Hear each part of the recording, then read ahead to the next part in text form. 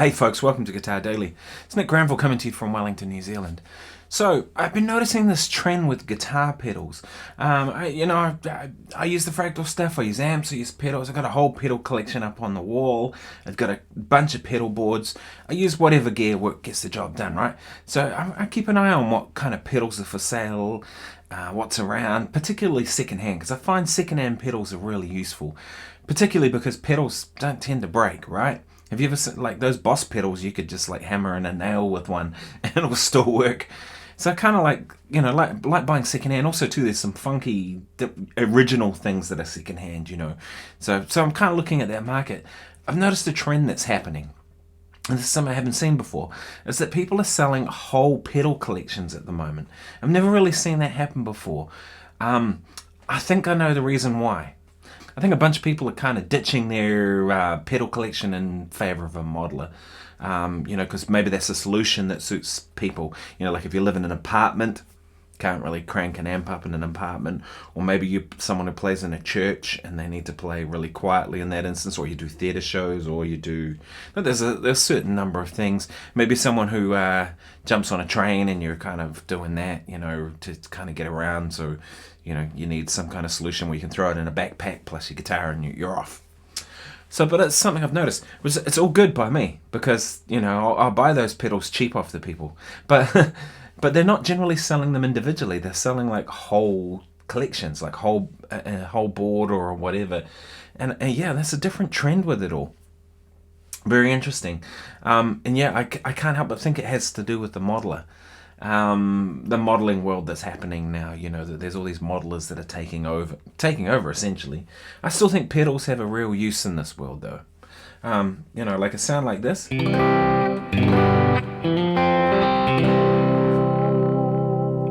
That's coming from the Fractal FM9, but I often, when I have gigs, I have an FM3 and I put a couple of pedals in front of it.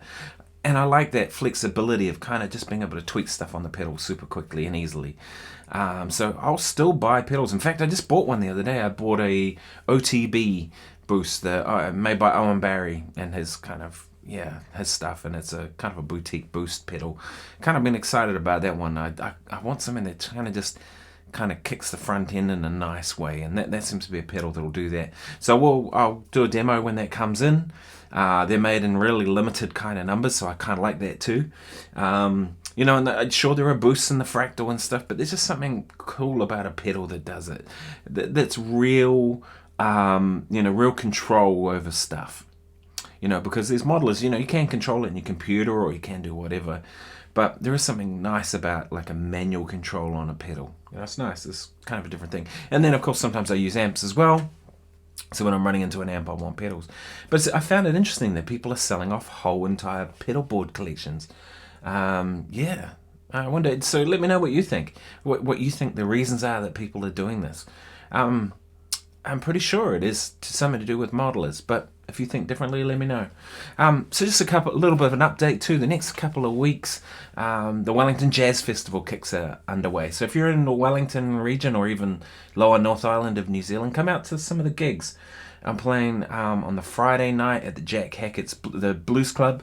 I'm playing the double drummer funk band. So I've got Darren Mathews and Stan Bicknell on drums, both on drum kits, and then I got Leo on keyboards. And that's going to be a hoot because those guys are ridiculous. So there's going to be some fireworks when those boys kind of lay into it, So that'll be a good one. And then on the Saturday, I'm playing a quartet gig, and I'm actually going to play my Refractions album, and I'm going to play it from beginning to end. There's a more jazz album for me. Definitely, there's a little bit of a funky element to it, but most of it's kind of the jazz thing. So it'll be fun to actually perform that album beginning to end. I've got Lance Phillip and Rory McCartney and Frank Talbot's coming down from Auckland to play saxophone, so that'll be great.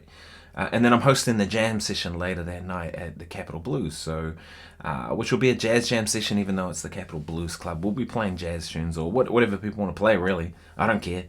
If you want to come and play. So if you're in Wellington, come and sit in and play. I think it starts at 11 o'clock at night, or come out to the quartet gig, or come out to the double drummer funk gig, and and there's heaps of stuff on. Marcus Miller's playing in town, and Esperanza Spalding. There's heaps of local gigs, so get out and come and hang and be part of the music. It's really cool.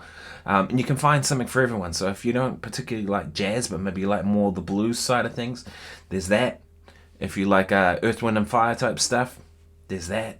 There, if you like the kind of fusion-y type thing, which is what I do primarily, mix of funk and blues and jazz and soul music, then that'll be happening too, and not just by me. Anyway, thanks so much for watching. I'll play out with some more stuff. I'm really enjoying this tone. It's great.